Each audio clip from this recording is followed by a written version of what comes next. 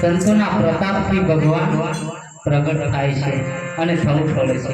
જ્યાં સંત પ્રગટ થાય ને ત્યાં ભગવાનને પ્રગટ થવું પડે છે। તો આજ આપણે મરણ નિમિત્તે બધા મળ્યા અને એક નિમિત્ત છે, નિમિત્તે સર્જન ને નિમિત્તે વિસર્જન। આજ નહીં તો કાલ કોળીઓ કરી જશે, માટે આ જીવનને કાલ करता हो आज कर ले, आज करता हो तो अब धनी नाम घड़ी पड़े डब तो फिर करेगा कब। માટે ખરેખર આ એક મોકો અવસર મળ્યો હોય ચોઘડીઓ જોડાવાનો। ચોઘડીઓ એટલે આજે ઘડી અને ચોઘડી કર્યું, આજે ઘડાઈ ગયું એ જ ચોઘડી બીજું નહીં। એટલે આ ઘડ્યું છે એનો આનંદ લેવાનો છે।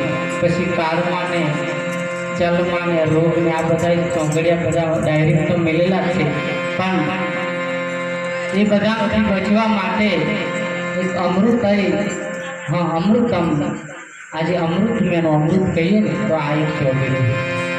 તો વાણી તરફ જઈશું।